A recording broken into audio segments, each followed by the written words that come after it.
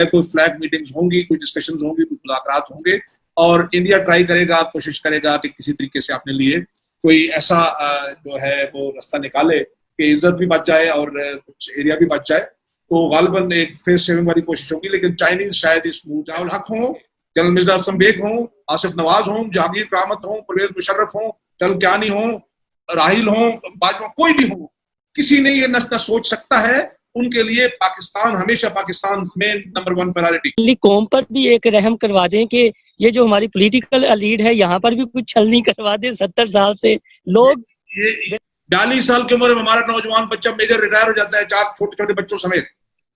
ये बातें करनी और है कि जी खा गए, ये कर दिया, बजट पे किस किस्म की जो ना स्टूपिड बातें की जा रही हैं। बिस्मिल्लाहिर्रहमानिर्रहीम, अस्सलाम वालेकुम। इनसाइड स्टोरी के साथ मैं मोहसिन बिलाल।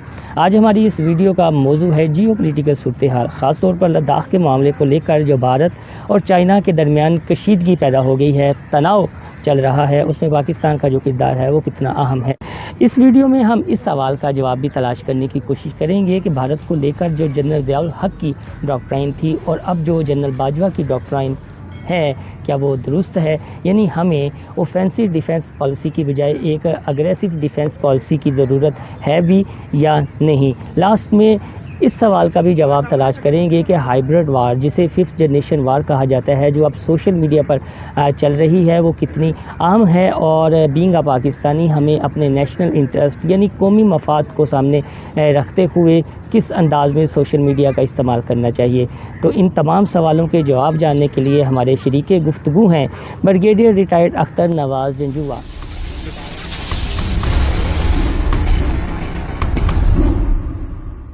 तो सर, ये जो जियो पॉलिटिकल सूरत हाल बनी हुई है, जब लास्ट टाइम आपसे हमारी बात हुई थी, खासतौर पर अफगानिस्तान के इशू के हवाले से, कश्मीर के इशू के हवाले से, इंडिया के इशू के हवाले से, तो तब लद्दाख वाला मामला शुरू नहीं हुआ था, चाइना वाला।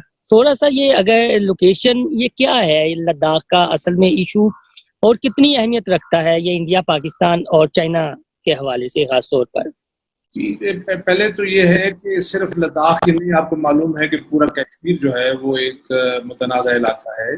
कश्मीरियों से बहुत ज्यादा जुल्म हुआ है, हो रहा है, दबा कर रखा जा रहा है। तो चूंकि इंडिया का बहुत सारा बॉर्डर जो है, आपको पता है 62 में भी एक इनकी जंग हुई थी जिसमें इंडिया को बहुत अजीमत उठाना पड़ी थी।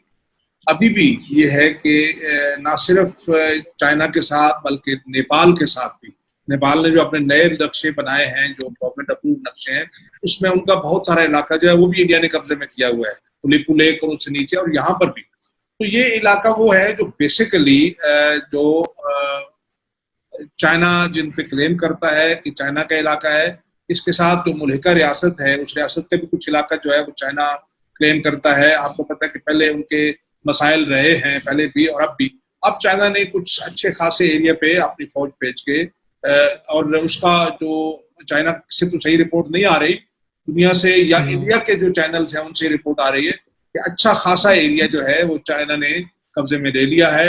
और मेरे पास तो जो आज की खबर भी है वो ये है कि इंडिया ने खुद माना है कि उनके कुछ सोल्जर जो हैं, इंक्लूडिंग गालिबन कमांडिंग ऑफिसर जो है वो वहां पर कैजुअल्टी हुए हैं। तो ये जब भी आप देखिए, ये कुछ चीजें ऐसी हैं कि जुल्म और ज्यादती लंबा अरसा तक नहीं चल सकती। नाजायज कब्जा जो है वो लंबे अरसे तक नहीं चल सकता। बहुत अरसा हांगकांग जो है वो ब्रिटेन का हिस्सा रहा और चाइना ने बहुत सब्र किया और अल्टीमेटली फिर वो चाइना का हिस्सा बन गया। अभी वहां पर फिर शरारत करने की कोशिश की गई। तो बेसिकली लद्दाख का ये इलाका जो है, इस पे चाइना का क्लेम है और उसमें से काफी सारा इलाका जो है चाइना ने ले लिया है और अब वो वहां पर बैठे हैं। जहां तक बात है हमारी, तो हमारा व्यू पॉइंट मैंने पिछले दफे बताया कि बहुत क्लियर है कि पहले दिन से पाकिस्तान जो है वो एक मॉरल हाई ग्राउंड है पाकिस्तान के पास। ये बहुत बदकिस्मती की बात है कि पिछले 6 महीने में हमारा जो टीवी है वो गालबन कोई ऐसा नक्शा दिखाता रहा। अगले दिन मैंने जो देखा तो मुझे दुख कश्मीर का कैसे कैसे लोग बैठे हुए हैं। लेकिन ये है कि पाकिस्तान का एक मॉरल जो है वो स्टैंड पॉइंट है, अखलाकी स्टैंड पॉइंट है, और वो है कश्मीरियों की हक खुदरादियत। अब आपने देखना ये है, जो आपको जानना चाहिए कि जो इंस्ट्रूमेंट ऑफ था जो पार्टीशन का, उस इंस्ट्रूमेंट के अंदर जो फैसला हुआ था वो ये है कि Kashmiris for the time being plebiscite में ये फैसला कर सकते हैं कि उन्हें पाकिस्तान को ज्वाइन करना है या इंडिया को ज्वाइन करना है। ये उस इंस्ट्रूमेंट ऑफ जो पार्टीशन है उसका हिस्सा है ये चीज। ये फैसला था, तब भी फैसला हुआ था, आज तक तो लागू है। फिर इस पे बहुत सारी 11 करीब करारदादें हैं जो है यूएनओ की। तो लद्दाख हो गया, जम्मू हो गया, कश्मीर की जो वैली हो गई, ये सारे का सारा इलाका। अब इसमें कुछ पोर्शन जो है जिसपे चाइना का क्लेम था, चाइनीज ने आगे बढ़ के कुछ एरिया जो है वो एनेक्स कर लिया है, और बाकी के लिए भी वो आई एम श्योर अपने डिफेंसेस जो है ना वो इस्तेमाल कर रहे हैं। अब जब वहां पर आया है, तो आज जो मेरे पास खबर है वो यही है कि गालबन जो है कोई फ्लैग मीटिंग्स होंगी, कोई डिस्कशंस होंगी, कुछ मुज़ाकरात होंगे, और इंडिया ट्राई करेगा, कोशिश करेगा कि किसी तरीके से अपने लिए कोई ऐसा जो है वो रास्ता निकाले कि इज्जत भी बच जाए और कुछ एरिया भी बच जाए। तो गालबन एक फेस सेविंग वाली कोशिश होगी, लेकिन चाइनीज शायद इस मूड में ना हो। अब पाकिस्तान के लिए इसकी इम्प्लीकेशंस क्या है? मेरे ख्याल में पाकिस्तान के लिए इसकी इम्प्लीकेशन ये है कि लद्दाख होता या ना होता, पहले भी हमारे मसाइल चल रहे हैं। कल भी पाकिस्तानी सफारत खाने में कुछ हुआ है, वहां पर घेराव हुआ है, कुछ है। तो हमें हर वक्त तैयार रहना है, हमें हर वक्त तैयार रहना है कि इससे पहले कई दफा ऐसा चुका है कि रात के अंधेरे में हमारी साथ जो है ना वो शरारत करने की कोशिश की गई है फास्ट फ्लैग्स पे। तो ये भी होता है कि जब आप किसी एक तरफ से कमजोर होते हैं तो उसको काउंटर करने के लिए आप कहीं और कोई पकड़ करते हैं किसी कमजोर जगह पर। तो पाकिस्तान अल्हम्दुलिल्लाह कमजोर नहीं है। मैं पूरे तयक्कन से ये बात कह रहा हूँ कि पाकिस्तान कमजोर नहीं है। और अब तो आपने देखा वो जो सबसे ज्यादा बोलते हैं जनरल साहब, जो इंडिया के जनरल बख्शी जो है, उसने खुद माना है कि 65 वार एट दी बेस्ट, अगर हम इंडिया को क्रेडिट लेना भी चाहे तो इट वाज अ ड्रॉ।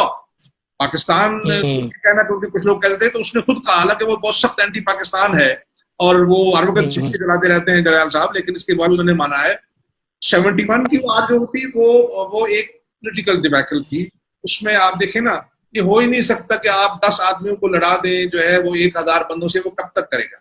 और स्पेशली जब आप 2-3 फ्रंट्स पर लड़ाई कर रहे हो, सामने दुश्मन हो, पीठ के पीछे भी लोग छुरा लेके बैठे हो आपको मारने वाले, तो वो उसको छोड़ दीजिए। हाँ, वो कर्ज जरूर है हमारे ऊपर, वो कर्ज उतारना होगा इंशाअल्लाह अज़ीज, हमने तो हमारी नस्लें कर्ज उतारेंगी। बेहतर ये है कि अमन व अमान से चीजें जो है वो हल हो जाए और पीसफुली जो है नेबर के तौर पर रहे। लेकिन पाकिस्तानी अफवाज, मैं आपको यकीन दिलाता हूँ, लंबी चौड़ी इसमें जो लोग ऐसे वैसे बातें करते हैं, गलत करते हैं, मैंने कल रात के अपने प्रोग्राम में भी यही कहा है कि ये वो सायादार दरख्त है, ये वो फलदार दरख्त है, ये वो किला है जिसके अंदर हम महफूज बैठे हैं। तो हमें इदारे को बिल्कुल तस्दीक का निशाना नहीं बनाना चाहिए, किसी सूरत में भी इदारे पर उंगलियां नहीं उठानी चाहिए। इदारा रिक्वायर्स नेशनल सपोर्ट, इसका हर बच्चा कौम का बच्चा है। और देखें, एक चीज समझ लीजिए आप, मैं आपके तसव्वुफ से कौम को बताना चाहूंगा, you are the whole, armed forces are the part. मैं आपसे बात कर रहा हूं तो मैं अपने हाथ हिला रहा हूं, हाथ मेरे जिस्म का हिस्सा है, मैं सारा हूं, मेरे हाथ मेरे, इसी आर्म फोर्सेस जो है वो एक पार्ट है, इस कौम का हिस्सा है और बहुत जरूरी हिस्सा है। आज़ाए वो ऐसे कल्ब है, जैसे जैसे ब्रेन है, ऐसा है। तो वो तैयार है। अगर कोई मिस्टेक वेंचर किया, आपने देखा कि पिछले साल फरवरी में कुछ हुआ, कोशिश की गई, तो क्या हुआ, 3-4 दरख्त तो जरूर शहीद किए हमारे, लेकिन फिर उसके बाद क्या हुआ? तो हम तैयार हैं, आप दुआ कीजिए कि ऐसी नौबत ना आए।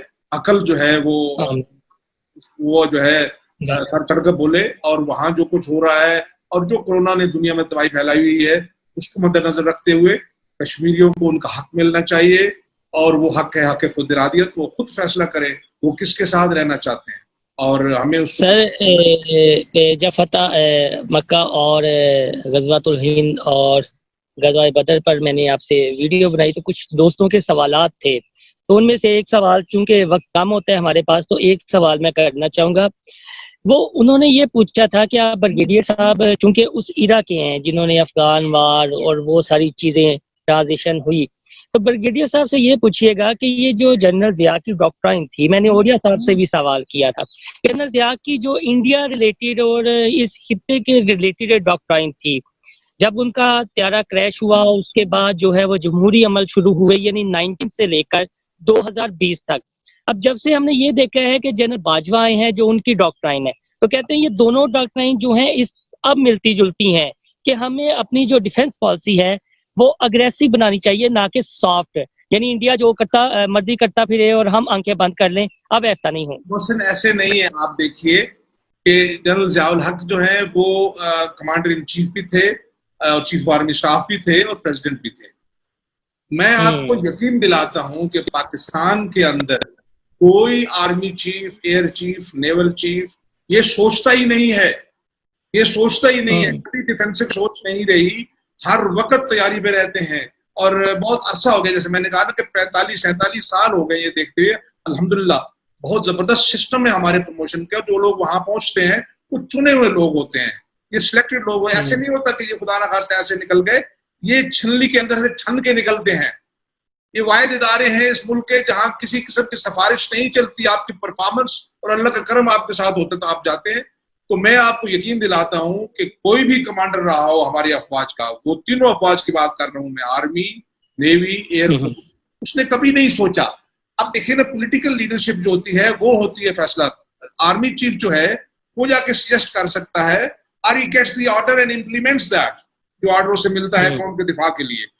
मैं आपको ये यकीन दिलाता हूं कि अफवाज जो तीनों विंग्स हैं कौम के दिफा के सिलसिले में, न तब न आज न दरमियान में कभी कोई भूल चूक नहीं हुई। बिल्कुल हम वक्त तैयार रहते हैं और बिल्कुल लेटेस्ट जो चीजें आती हैं उनके मुताबिक आपने कहा आप तैयार रहते हैं। मैं कौम को आपके तवज्जुह से और जिन नौजवानों ने सवाल के यकीन दिलाता हूं कि अल्हम्दुलिल्लाह they are ready, we are ready to don uniform again.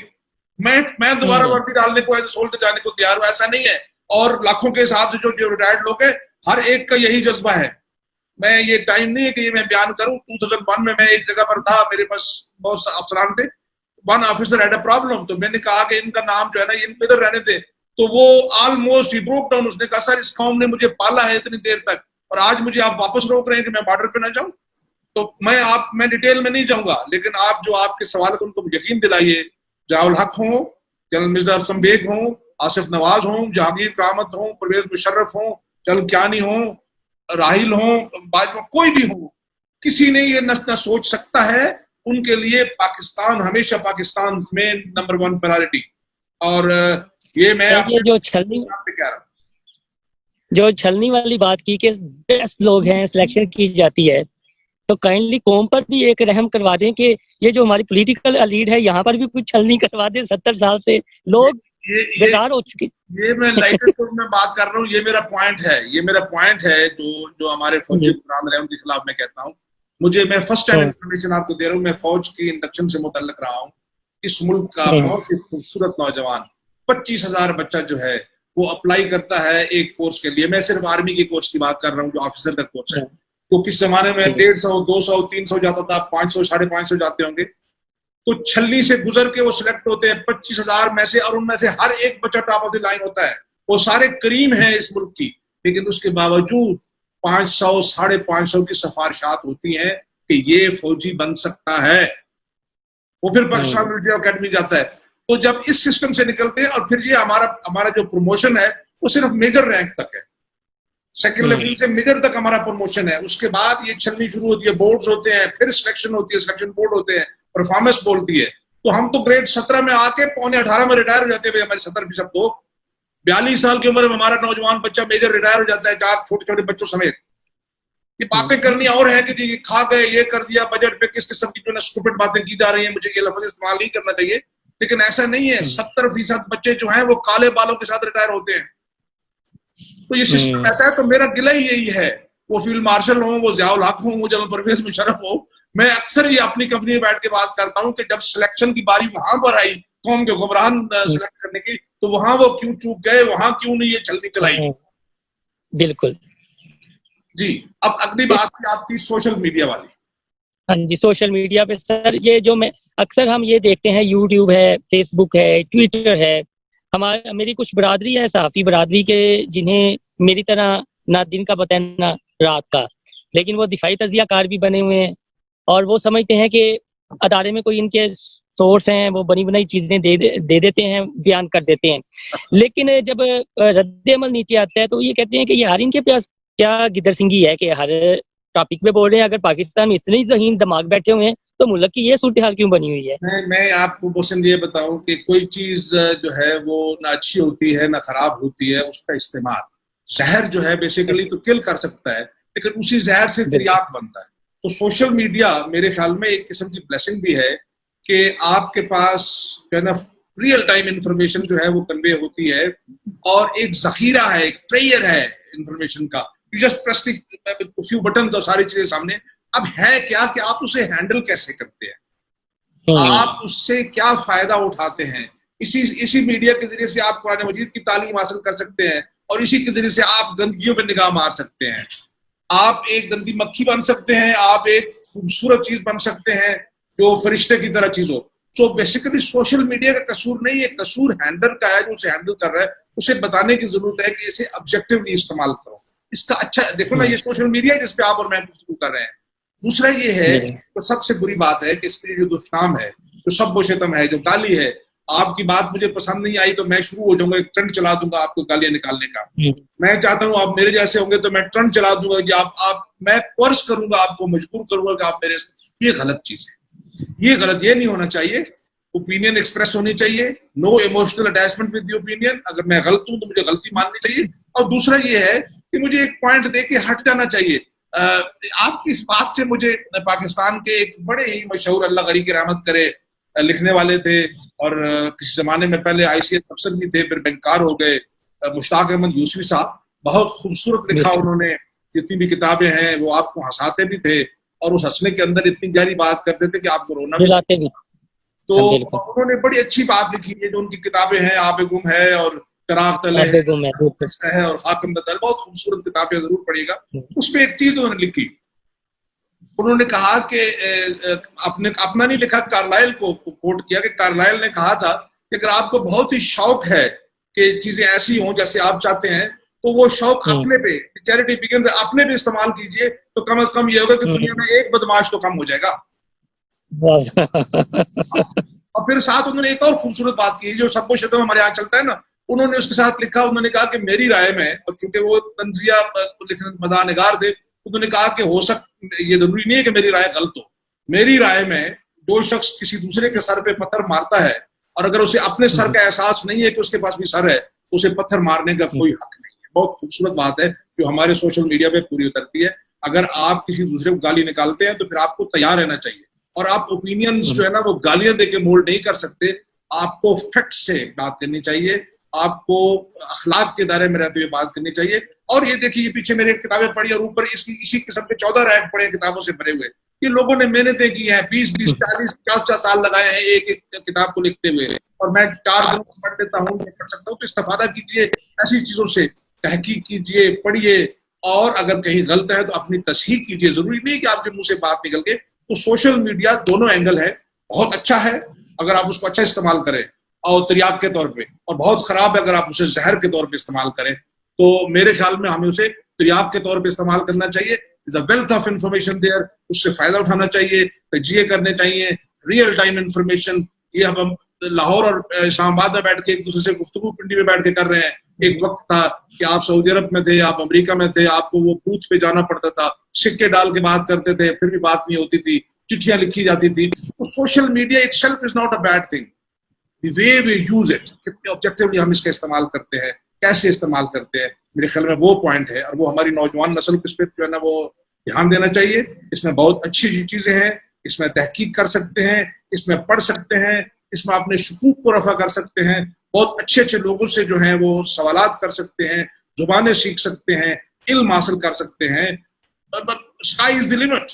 इसलिए मैं ये कहूंगा कि ऐसा नहीं है कि खुदा ना खास्ता ये खराब चीज नहीं है, बट हमें इसको कुछ असूल अपनाने होंगे, बनाने होंगे, कुछ पैरामीटर्स ले डाउन करने होंगे, और उन पैरामीटर्स के अंदर जो है वो जाके हमें इसको जो है इस्तेमाल करना होगा। तो मोहसिन, मेरे ख्याल में शायद आप फिर यही कहने वाले हैं कि we are running out of time, and we are running out of time actually. Sir next बस यही था कि आपने कुछ बातों से कई मौज़ूआत छेड़ दिए हैं, तो यही है कि अलग अलग से उन टॉपिक्स पे बात टाइम भी रख लेंगे, क्योंकि आजकल फिर कुछ हमारे जब से ये अर्तुगरुल ड्रामा ऑन एयर हुआ है तो वहां पर एक सफेद पगड़ियों वालों का कॉन्सेप्ट दिया गया है, जिसे दिखाया गया कि इस्टेब्लिशमेंट किसी भी मुल्क की, तो जिस तरह पाकिस्तान में भी एक बाबा तस्वुर है, और हमारे जो इक़्तिदार के वाहन है वहां पर भी मौकों के चर्चे हैं। और मैं जाते जाते एक लाइट ये था कि कुछ फौज के रिलेटेड कहानियां हैं जो आप जैसे रिटायर्ड, एक लाइट में बात करूंगा। जाते जाते आपने ये कहा कि जितने लोग तनकीद कर रहे हैं एस्टेब्लिशमेंट के ऊपर, यकीन करो यही सबसे ज्यादा कोशिश करते हैं नजदीक होने की, यही खराब करते हैं। इसलिए इसमें भी बात करने की कोई ऐसी बात नहीं है, लेकिन एस्टेब्लिशमेंट ब्यूरोक्रेसी हो, सियासतदान हो, स्टूडेंट हो, टीचर हो, डॉक्टर हो, मरीज हो, कोई हो, बॉटम लाइन इज पाकिस्तान है तो हम हैं। इसलिए मेरा नारा है सदा सलामत पाकिस्तान, ता कयामत पाकिस्तान। बहुत शुक्रिया सर, थैंक यू। दोस्तों, ब्रिगेडियर रिटायर्ड अख्तर नवाज़ झंझुआ साहब की बातें आपने सुनी। बहुत सारे मौज़ूआत हैं और हमने ब्रिगेडियर साहब से रिक्वेस्ट की है कि हमें 2-3 दिन बाद आप ज़रूर वक्त दिया करें ताकि हम अपने नाज़रीन को अपने यूट्यूब चैनल के ज़रिए बता सकें कि आखिर सूरत हाल है क्या और इसका हल क्या है। आपको मेरी ये वीडियो पसंद आए तो मेरा चैनल इनसाइड स्टोरी सब्सक्राइब करना ना भूलिएगा और इस वीडियो को अपने दोस्तों के साथ ज़्यादा से ज़्यादा शेयर कीजिएगा, लाइक कीजिएगा और बेल आइकन का बटन दबाना ना भूलिएगा। अल्लाह हाफिज़।